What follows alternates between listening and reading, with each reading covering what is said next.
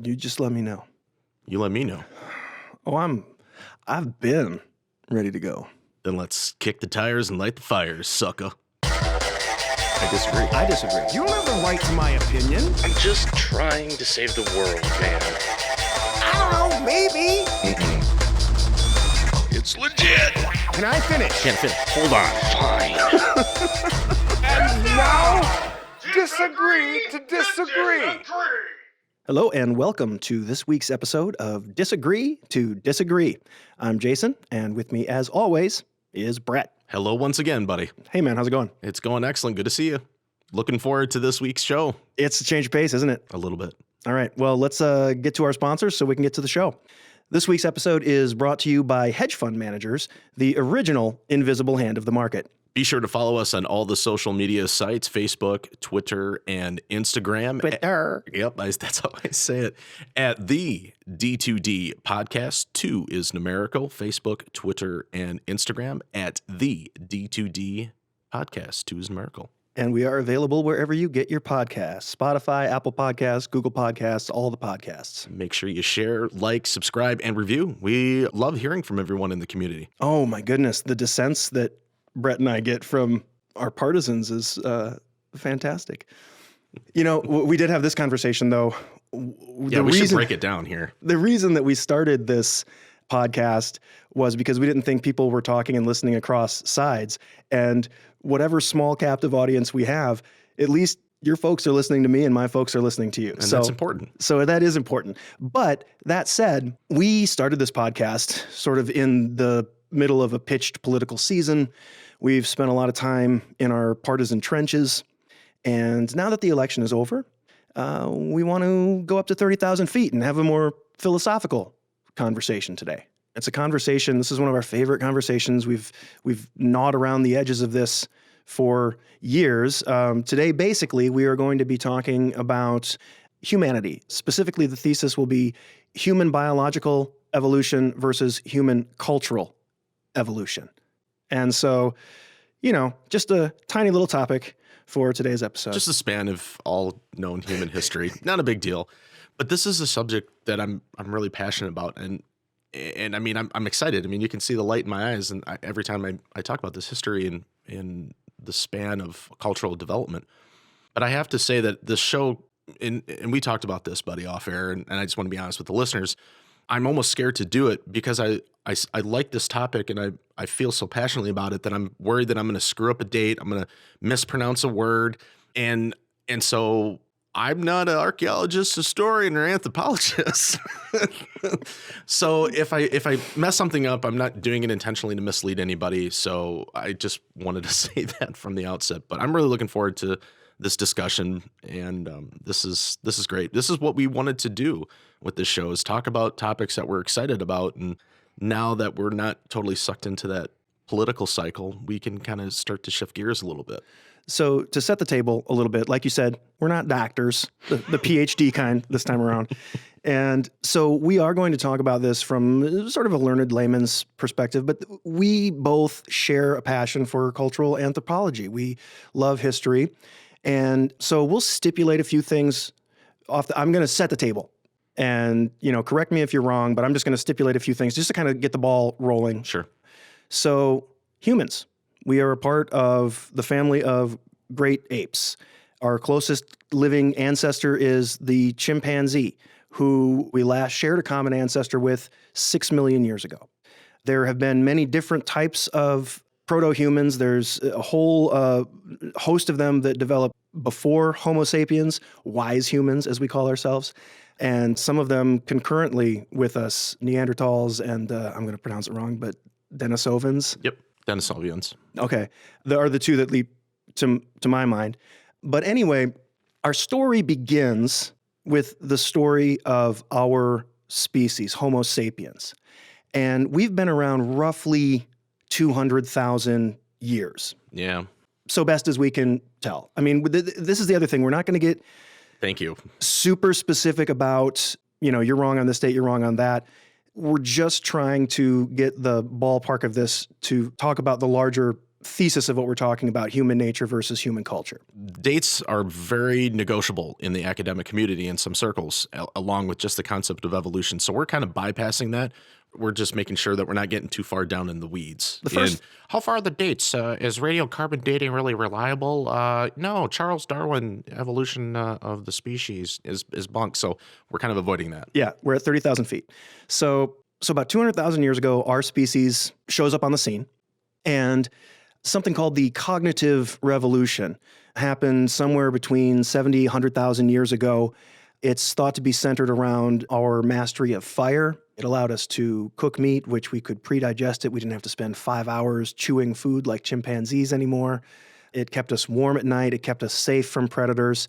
So it seems like if we're gonna put our first marker down, the differentiator in our species, from just being another animal on the savannah, is I think that's one of the first ones. In the spirit of the ancient Greek myth of Prometheus of bringing fire down from the Titans or the gods to the humans, fire really was one of the key turning points for us. I mean, we're a species where hardship makes us stronger, and the struggles shape our destiny. We're born to survive, and fire is a part of that. We have stereoscopic vision, which means we can accurately kind of judge distance, dexterous hands, 2 legs. So this combining of tools and weapons. Oh, the opposable thumbs. We can't undersell the opposable thumbs. Opposable thumbs, exactly. To now fire. What would our brains do? We'd be dolphins without those opposable thumbs. Well, yeah, and think of other sort of species within our order or genus, the apes, chimpanzees, orangutans, things like that, where we sort of supersede them in that sort of dexterity. But we get up to fire now, and this is one of the early keys to development because this 300-degree spark, as you were saying, and I remember Dr. Oz once talking about ancient humans, fire allowed us to sort of have that second stomach, as he called it, where we're able to take the fats and take the carbs, and we're able to break it down to make it easier for us to digest, along with getting rid of some of those bacteria, where it sort of helps us develop our physique and our brain. Most anthropologists will agree over a 2 million year span, our brain doubles in size, largely to credit to our diet and the mastery of fire that contributes to that. Yeah, and so we're the thinking animal, and we're differentiating ourselves by outsmarting the other animals. We don't have claws. We don't have thick skin. We're very vulnerable if you think about it just, in terms of a natural environment. What we have is the big brain. And the next thing that our big brain did for us to take us forward was the development of language. Mm-hmm. Other animals communicate. Other animals even have nascent forms of language, but none like humans do. All apes are gossips, like it's and if you think about early hunter-gatherer man, they're most likely in these tribes of a couple dozen close-knit members, and they're together all day doing the same thing pretty much, and they're just shooting the shit. Yeah, language, that ability to communicate back and forth. I'm pretty sure the Denisovians or It's Denisovans. Denisovians. There we go. Okay. When you start looking at other species of man, like the Denisovians and the Neanderthal, you're able to see that there had to have been some sort of way of communication and language, spoken word, between these different cultures based on the fact that they're sharpening down bones into needles and they're making clothing. They're able to take rocks and make arrowheads and spearheads out of them, and sort of this development of all these different tools and being able to communicate that back and forth between the older members of these tribes or these tribal systems to the younger to kind of keep this survival aspect. Language is our first transferred knowledge. Yes. Yeah. And so we're these savanna roaming for the most part, Homo sapiens. We've got fire, we've got language, we're living in tribes. One of my favorite recent books is Sebastian Junger's Tribe, where he talks about the mentality of tribes, but he's talking about like military unit that he embeds with, but the nature of tribal organization and how it's most successful when it's egalitarian, when there isn't a hoarding of resources, when everybody is they're not all equal. There's definitely a hierarchy, but it is egalitarian in the sense that everybody's getting a baseline fair share. When humans are coming out of Africa and they're sort of migrating here, this diaspora of human beings coming out of Africa, when they start getting into these colder climates, they're very much more reliant on being able to survive. And this aspect of communicating, tool creation, and fire, they had to do it to survive. And so when you speak of these egalitarian type tribal systems, they had to. I mean, everybody's trying to make it. Everybody's on the same team here. We got to try to live. There's animals that are trying to kill us. There's different environments that are trying to impact us. And so they had to find a way to coalesce together and work together to get through the day. And and just think about, for the most of human history, we operated as hunter-gatherers in that sort of a mode. And so to just keep this moving forward at 30,000 feet, another signpost along the way is the evidence of fictive thought or fictive language, things like art in caves or carvings of like the lion man, things that show up that show that we are sharing what I've heard termed as an intersubjective reality. There's physical reality, like plants and animals, and there's subjective reality. I feel cold, an animal is hungry. But humans have an intersubjective reality where we create things that don't exist in the natural world or for other animals, like nations' borders and the concept of money and gods. And this kind of thinking is starting to exhibit itself, or at least be part of the record. We don't know. It could have been going on for 100,000 years. But that's one of the main things that sets us apart. And if you don't mind, I'm going to read a passage from one of my favorite books about this subject, Yuval Noah Harari's *Sapiens*, that kind of frames the thesis of the larger conversation that I think we're trying to have. So this is getting back to the idea of shared reality that humans have. Ever since the cognitive revolution, sapiens have thus been living in a dual reality. On the one hand, the objective reality of rivers, trees, and lions. On the other hand, the imagined reality of gods, nations, and corporations.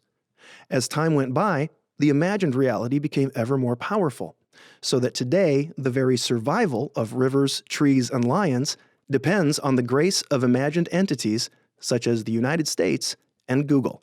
And that's, I think, kind of what I would like to get at in this conversation is what started as this big differentiator for us has grown into something that is almost bigger than us. And we'll come to that culmination later on, but it's just sort of the framing of this larger human discussion. For me, anyway. That shift that you're kind of talking about there largely was influenced going from the hunter and gatherer lifestyle of the tribal unit into these agricultural aspect, the introduction of horticulture and agriculture. It started to create the ability for humans to start thinking and concerning themselves with other things. This is when you start seeing the precepts of war starting to come in. You start seeing the idea of religions, Hinduism being the earliest and going all the way up to Islam. You have Judaism and Christianity and Confucianism and Buddhism sort of happening after this switch from the hunter and gatherer, the sort of Stone Age, as they call it. So this agriculture shift leads to further development of these concepts and ideas, that this sort of intersubjective reality, because it allowed humans to start thinking about things and making time for things that they weren't able to do before because they're largely trying to survive on a day-to-day basis. Yeah, but let's talk about how the people didn't just, one day wake up and say, this is over a long period of time. I mean, this didn't happen. I think I'm going to stop being a hunter-gatherer and start being a farmer. Well, this is the consequence of climate change. This is the consequence of about 15,000 years ago or so, the ending of the short little ice age, Younger Dryas, caused the oceans to rise significantly in a short amount of time. It caused the land to warm up, the glaciers to recede. One of the fascinating things that we won't be able to get into, but I always think about is, you think about where people settle, it's usually along the coastline, and how much human history is 300 feet below the sea. It makes you re-examine things like the ancient lost city of Atlantis. It's very plausible that there was a city in these prehistoric times that people remember was lost to rising waters. And they don't know the mechanism behind it, but over the years, they pass the story down and it becomes a myth. But it's based on something that happened. Every culture on pretty much all the major continents on the planet, excluding Antarctica, have a flood myth. The most popular two, of course, is the Old Testament with Noah, and then the Epic of Gilgamesh, which comes out of Babylon, Samaria area in the Middle East. But every culture, from Norse mythology, Hinduism, Buddhism, Egyptian religion, Babylonian, Sumerian, Native American religions have flood myths as well, and even Islam. And that's just to name a few. Yeah. That's not all of them. Well, and so the idea of these climactic changes was in ancient man's collective conscious, and it comes out to us through mythology, through religion. But the more we know, the more we realize that this is probably based on some sort of oral tradition shared when the earth changed so suddenly and brought about, as we were beginning to talk about, the agricultural revolution. Agriculture was that shift that allowed this new mindset of thinking that you're talking about, this intersubjective reality, borders, concept of money, gods, as you even termed it. Yeah, but I mean, So God's allowed- pre date agriculture. There's animism and nature worship and things like that sort of, but this allowed the coalescing, the more organization of society and civilization of itself, and allowed them to start thinking about these deeper and wider concepts. And the Younger Dryas was sort of that return to the depths of the actual ice age. It's that period between the Pleistocene and the Holocene eras. And now with this Well, duh. yeah. And so now you're able to, 10,000 years ago, after about 5,000 years of this happening, this transference from the Younger Dryas to the Holocene era, now they're able to grow things. And this is where civilization starts to come together. That agriculture is sort of that bringing together, starting to create villages. Well, it's the difference in lifestyle from having no permanent home to having a permanent home. Permanent home. And as soon as you have a permanent home, you can start to accumulate things. You can't really accumulate things as a hunter-gatherer. So it's the beginning of not only agriculture and livestock and the domestication and taming of animals, but like you were starting to say, permanent residences create wealth accumulation. They create sort of specialization in jobs as the communities grow. And so naturally, social stratification and the idea of tribes or nations, that all follows pretty quickly. Their time is freed up. Yeah. From what they were normally having to do. I mean, this is starting to think about this, the intersection of the belief of the afterlife and coinciding with the development of agriculture is a real big shift for human consciousness and human thought.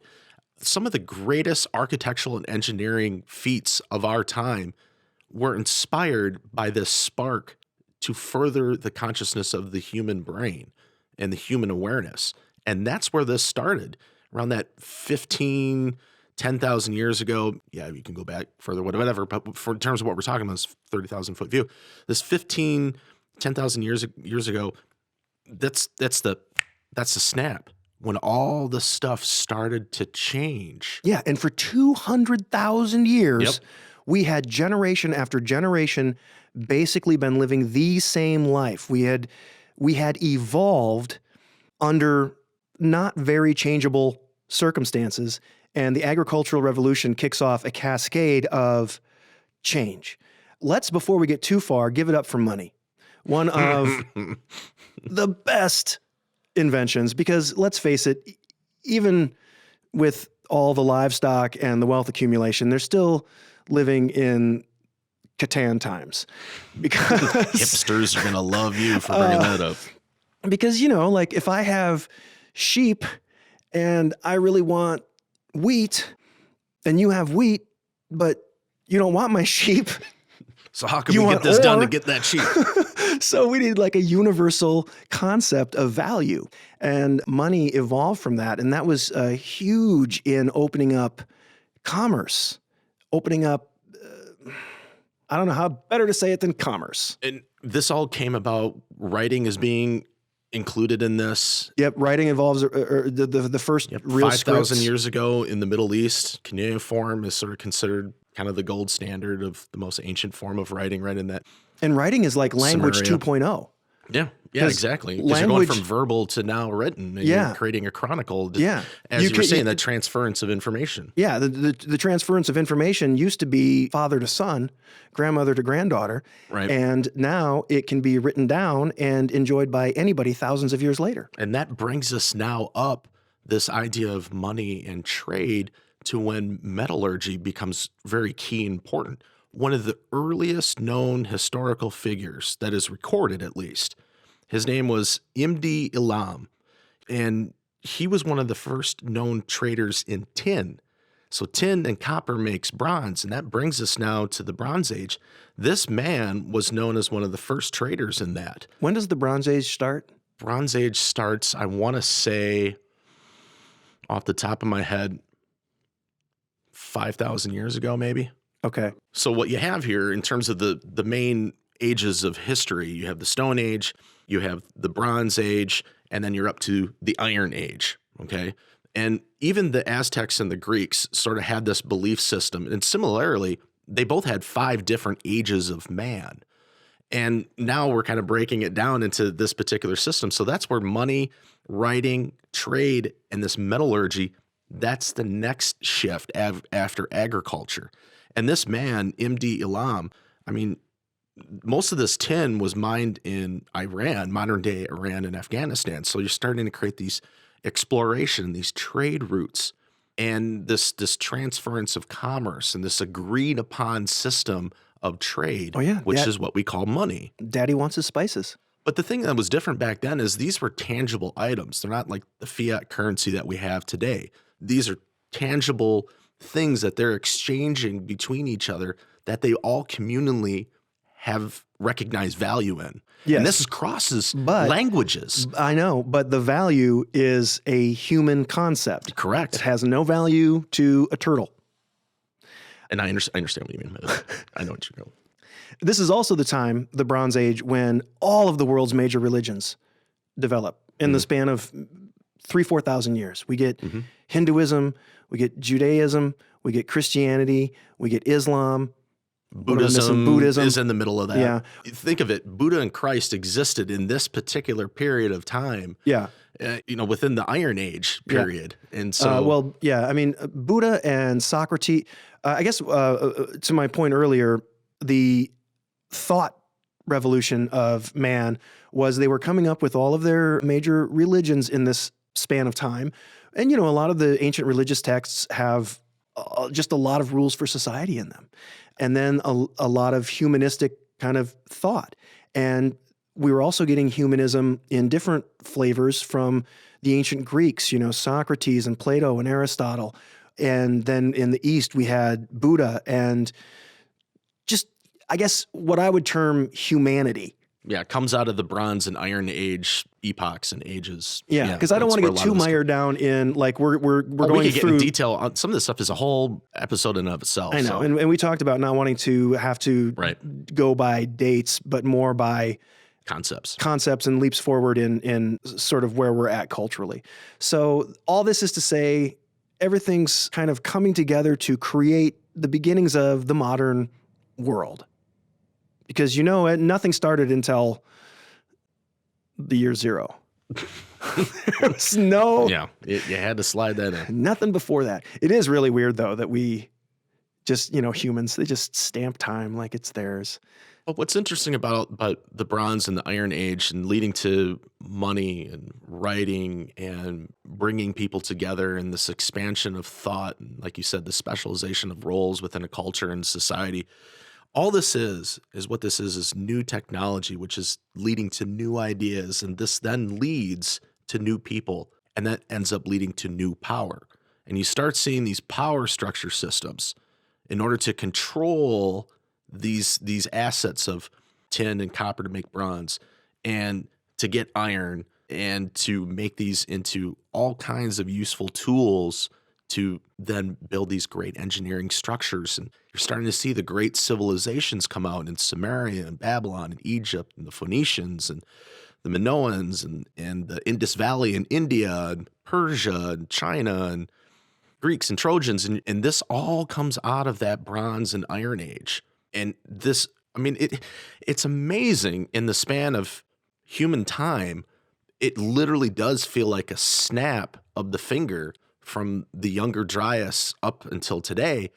And there's all this other hundreds and thousands of years of human history before that. And it's just, everyone keeps trying to figure out what was the spark, what caused it.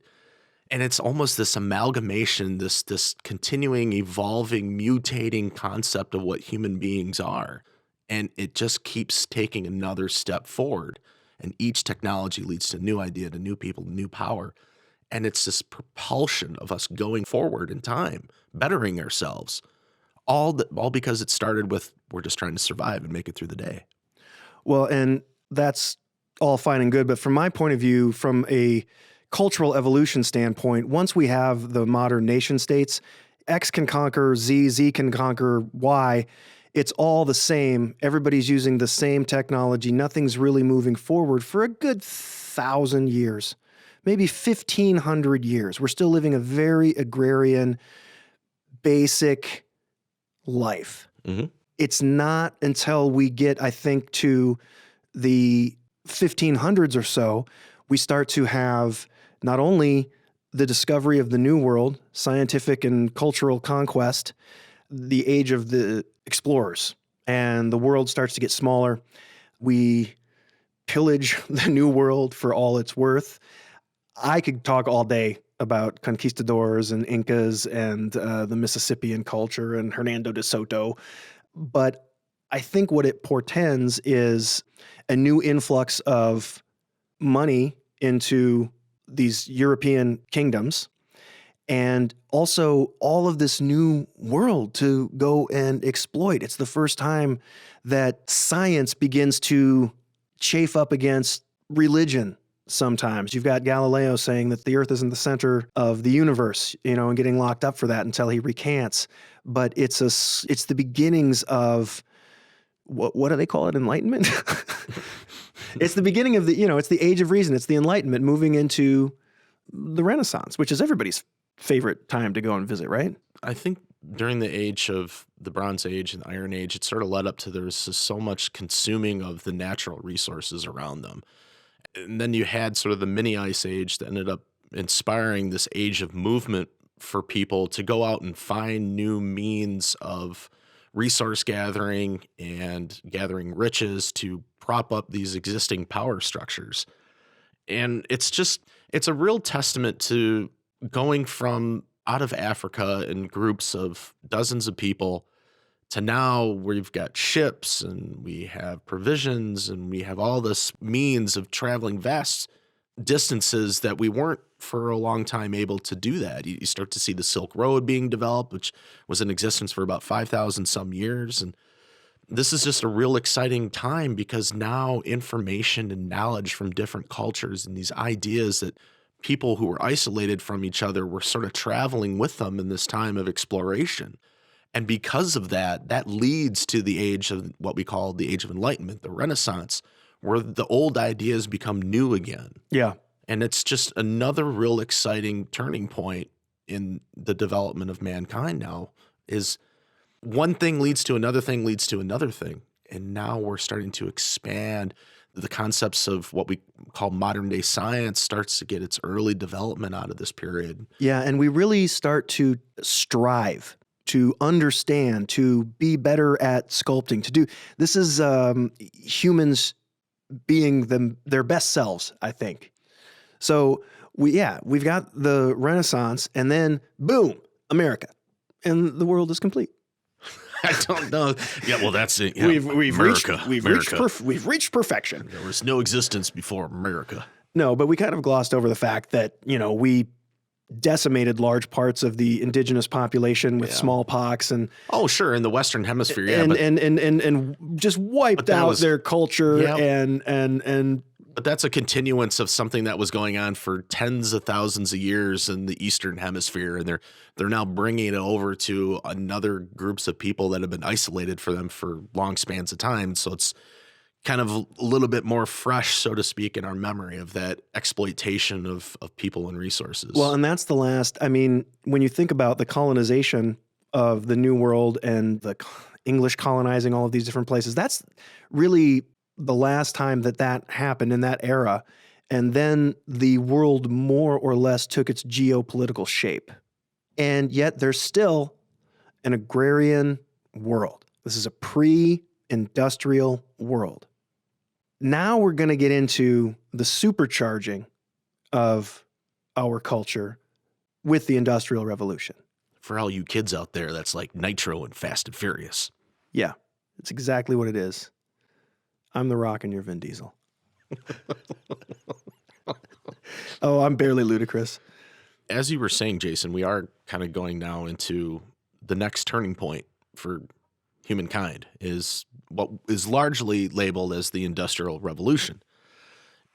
And for me, it's sort of going from being able to take wood and metal and stone and create structures to protect ourselves and shelter ourselves. And yeah, there's these little examples of mechanical engineering through the ages as well, but not to what happened once you got into the 17th and 18th century, which led to steam-powered engines. And for me, what I kind of look at this is not so much as the Industrial Revolution, it's sort of the age of the power source. This is when we're taking the materials around our world, and like coal and oil and these other resources, and creating these power resources and power systems to create these mechanical devices that take things that we do every single day and automate them. And that creates a new leap in our way of thinking and how we deal with each other and trade and live and exist and explore. Yeah, we leveraged energy in the Industrial Revolution, and it's allowed for what we think of as modern life.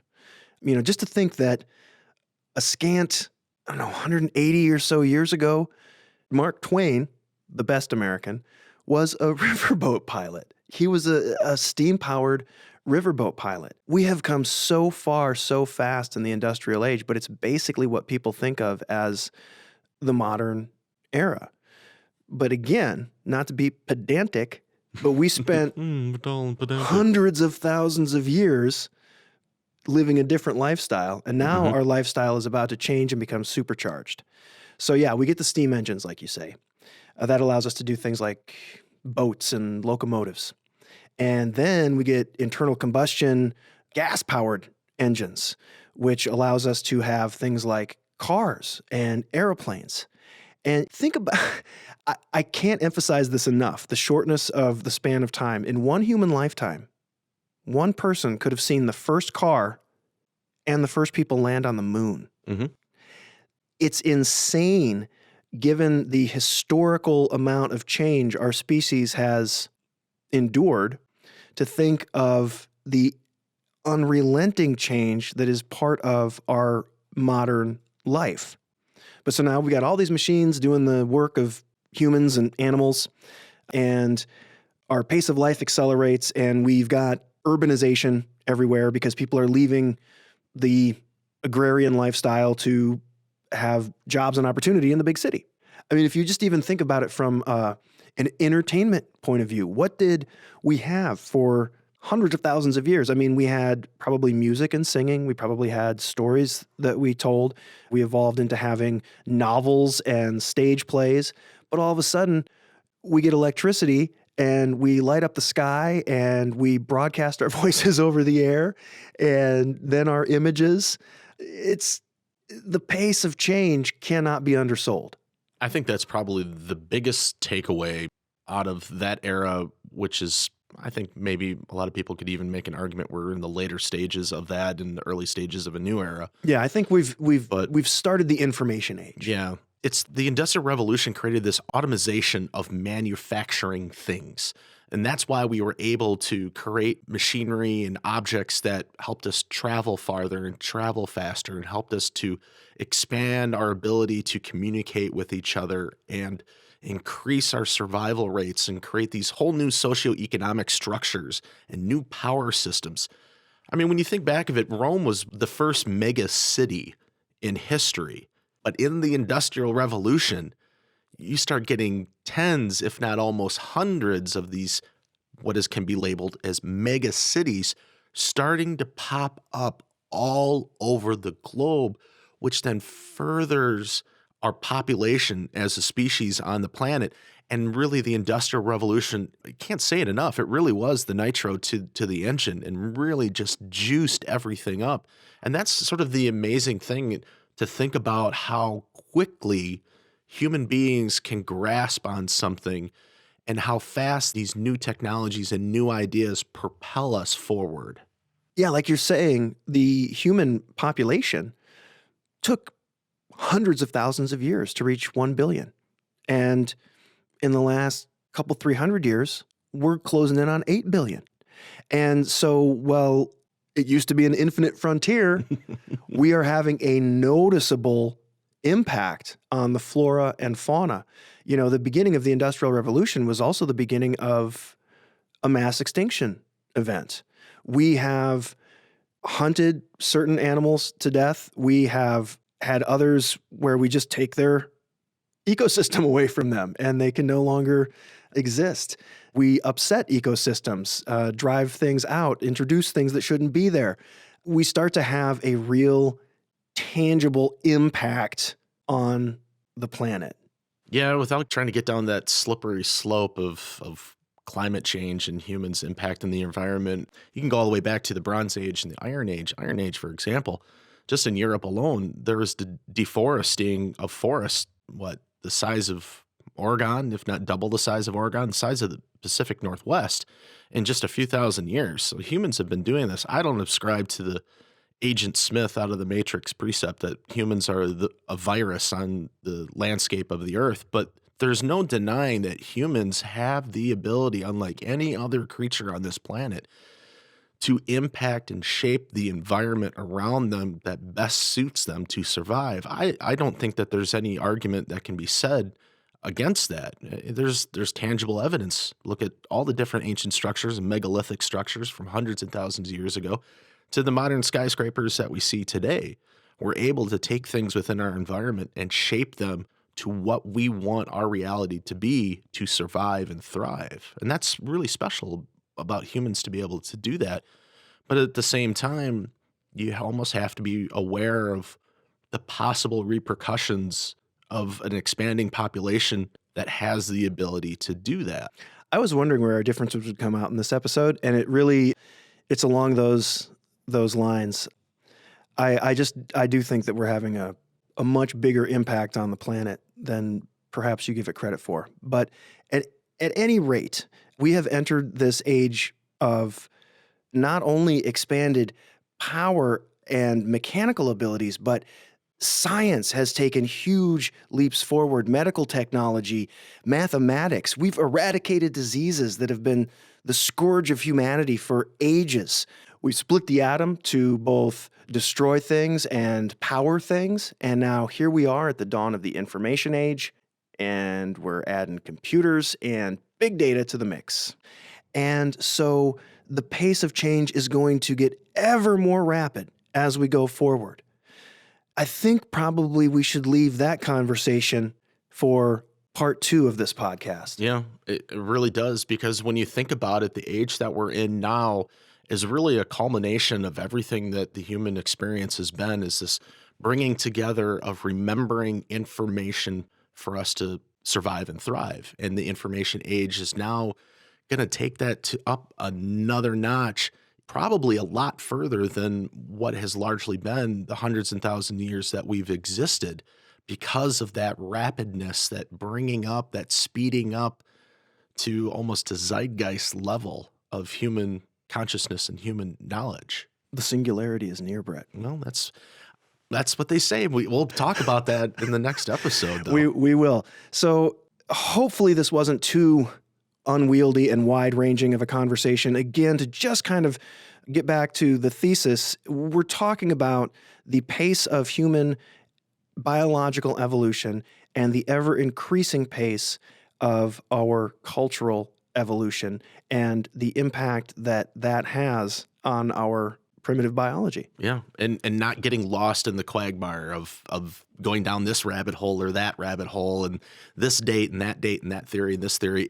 Because at the end of the day, human beings have existed on this planet for a long time, and there's no doubt the sort of continuing improvement of how we exist on this planet. There's just no way of getting around that, and it's just fascinating on how we've gone from one point up to where we are now and where we're potentially going to go. Buddy, this has been a great conversation. We have gone from the dawn of the species all the way to the present day. And I can't wait until next week when we take this crazy story of humanity and project it into the future. I can't wait. Look forward to it as well.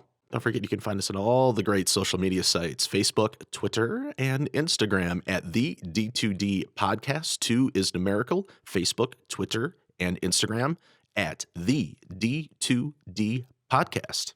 Apple Podcasts, Google Podcasts, Spotify. You can find us there.